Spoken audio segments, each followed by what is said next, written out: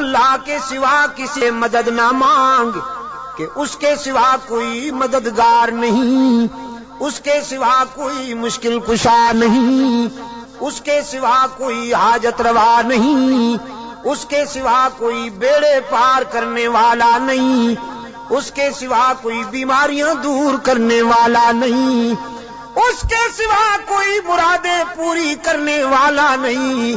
جب مانگنا ہو تو اسی سے مانگ، جب رونا ہو تو اسی کے در پہ آنسو بہا، جب دامن پھیلانا ہو تو اسی کے در پہ دامن پھیلا۔ وعدہ پورا کرنا، ایاک نعبد و ایاک نستعین، ہم تیری ہی عبادت کرتے ہیں اور جزاک اللہ ہم تجھ سے ہی مدد مانگتے ہیں اور مانگتے رہیں گے۔ سیدہ عائشہ صدیقہ رضی اللہ تعالی عنہا نے بھی اللہ کے حضور اشک بہائے، اسی کو دل کی بات سنائی۔ الہ العالمین منافقین نے میرے خلاف جھوٹے الزامات عائد کیے ہیں، میری کردار کشی کی مہم چلا رکھی ہے۔ اگرچہ یہ بات نئی تو نہیں، مجھ سے پہلے بھی معصوموں کے خلاف یہ پراپگنڈا ہوتا رہا، لیکن جب موسیٰ پر الزام لگا تو نے ان کی برات کا اہتمام کیا، جب یوسف پر الزام لگا تو نے ان کی برات کا بھی اہتمام کیا، جب مریم پر الزام لگا تو نے ان کی برات کا بھی اہتمام کیا۔ میرے معبود، آج تیرے محبوب کی عائشہ اشک بار آئی ہے اور یہ فیصلہ کر کے آئی ہوں، جب تک میری برات کا اہتمام نہیں ہوگا تیرے در سے سر نہیں اٹھاؤں گی، سجدے سے سر نہیں اٹھاؤں گی، کسی اور کے در پہ نہیں جاؤں گی، تجھ سے ہی مدد مانگتی ہوں، تجھ سے ہی درد دل کہتی ہوں۔ رو رہی ہے سیدہ عائشہ صدیقہ رضی اللہ تعالی عنہا، کس کے آگے؟ اسی کے آگے رویا کرو، اسی کے آگے اشک بہایا کرو، اسی کے حضور دامن پھیلایا کرو، ساری امیدیں اسی سے وابستہ کیا کرو کہ اس کے سوا دامن بھرنے والا کوئی نہیں، دامن خالی کرنے والے بہت، بھرنے والا کون؟ دامن خالی کرنے والے بہت۔ بیٹھے ہوئے ہیں فنکار، جھنڈیاں لہرا رہی ہیں، زلفیں جا رہی ہیں، چادریں اوڑھی ہوئی، قبریں سجائی ہوئی، جھنڈیاں لہرائی ہوئی، چادر اوڑھے ہوئے بیٹھے ہیں، جیسے آسمان سے اتری ہوئی چیز ہو کوئی، اور سادہ لو انسانوں سے کہتے ہیں کچھ لے کے آؤ گے تو کچھ لے کے جاؤ گے، خالی ہاتھ آؤ گے تو خالی ہاتھ جاؤ گے، لیکن اس کے در رحمت سے صدا آتی ہے کچھ نہ لے کے آؤ، سب کچھ لے کے جاؤ، خالی ہاتھ آؤ، دامن بھر کے جاؤ۔ قال ربکم ادعونی استجب لکم ان الذین یستکبرون عن عبادتی سیدخلون جہنم داخرین۔ دنیا والوں سے مانگا جائے تو ناراض ہوتے ہیں، نہ مانگا جائے تو خوش ہوتے ہیں، لیکن یہ داتا وہ ہے کہ یہ مانگنے والوں سے خوش ہوتا ہے، نہ مانگنے والوں سے ناراض ہوتا ہے۔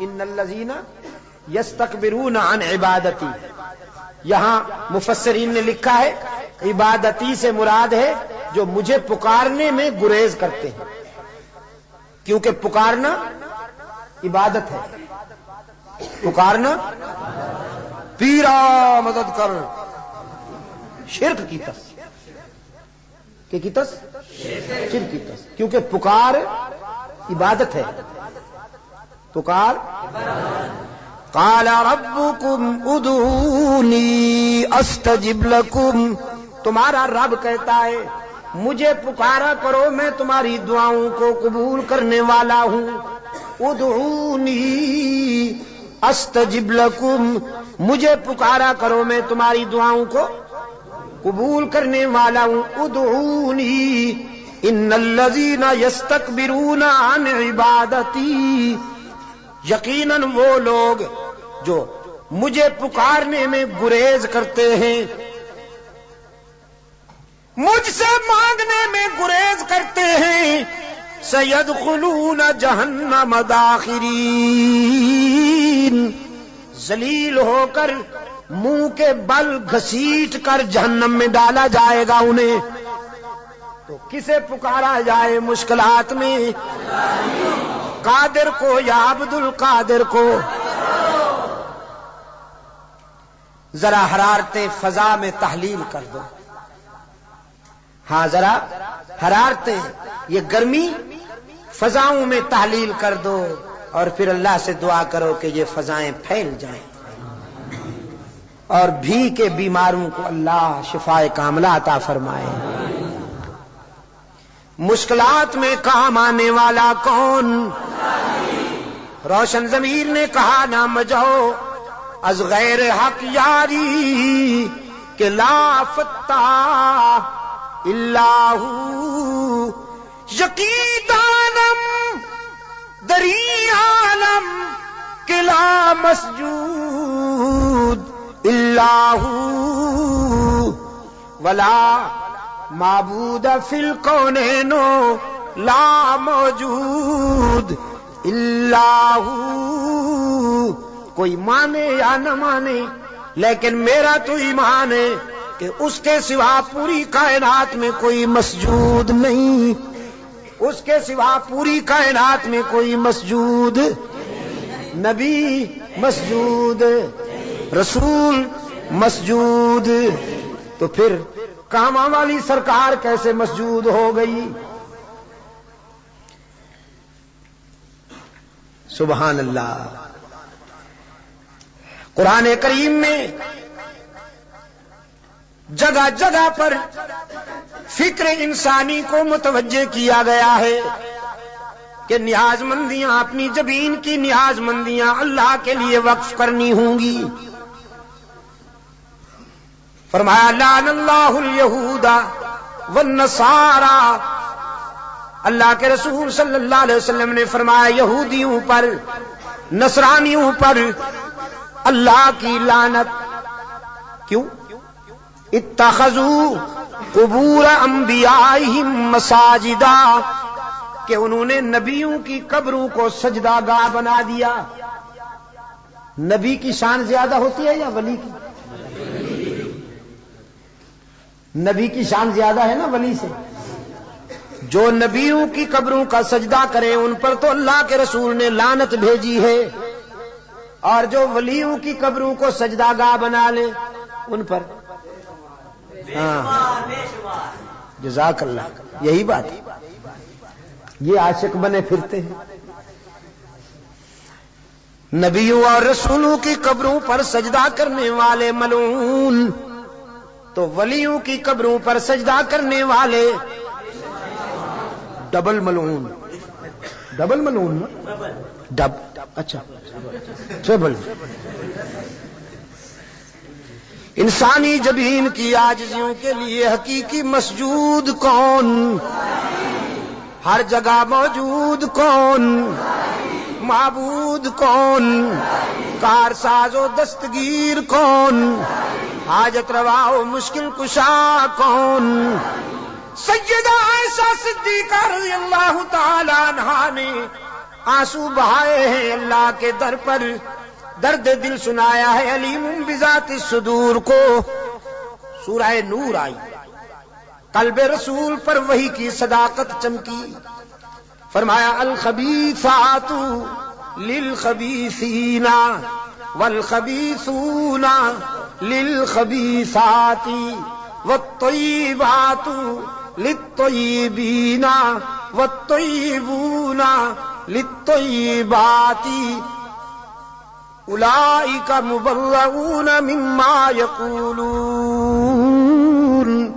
لهم مغفرۃ ورزق کریم۔ پاک باز بیویاں پاک باز شوہروں کے لیے، گندی بیویاں گندے شوہروں کے لیے، پاک باز شوہر پاک باز بیویوں کے لیے، گندے شوہر گندی بیویوں کے لیے قرآن ہے۔ آپ سمجھے کہ نہیں؟ قرآن اور کلام فطرت ہے یہ۔ اگر اپنی بیوی کو پاک دامن رکھنا چاہتے ہو تو خود بھی پاک دامن رہا کرو، لیکن اگر تم تاڑ جھانک کرو گے تو ادھر بھی سلسلہ شروع ہو جائے گا، تمہیں معلوم ہو یا نہ ہو۔ سمجھے ہو کہ نہیں؟ کلام فطرت ہے نا قرآن کریم۔ قرآن کریم تو راز کی باتیں کہتا ہے، کلام فطرت ہے۔ فرمایا الخبیثات للخبیثین والخبیثون للخبیثات، ناپاک بیویاں ناپاک شوہروں کے لیے، ناپاک شوہر ناپاک بیویوں کے لیے، طے ہو گیا۔ والطیبات للطیبین، پاک باز بیویاں پاک باز شوہروں کے لیے، والطیبون للطیبات، اور پاک باز شوہر پاک باز بیویوں کے لیے۔ رب العالمین نے جرا کے لہجے میں سیدہ عائشہ کی وکالت کرتے ہوئے واضح کیا، جس نے اس عفیفہ کے کردار کو سمجھنا ہو، عائشہ کی عظمت کو سمجھنا ہو، وہ عائشہ کے شوہر کی عصمت کا نظارہ کرے۔ جس کا شوہر محمد معصوم، وہ بیوی کیسے نہ محفوظ۔ محمد معصوم ہے، عائشہ محفوظ ہے۔ جرا کے انداز میں رب العالمین نے برات کی، اولئک مبرؤون مما یقولون۔ میں اعلان کرتا ہوں کہ پیغمبر کی آبرو بے داغ ہے، نبی کی آبرو کا دامن پاک ہے۔ آپ میرے لیے اور میں آپ کے لیے اللہ کے حضور التجا کر دیں کہ اللہ دنیا اور آخرت کی کامیابیوں سے ہم کنار فرمائے۔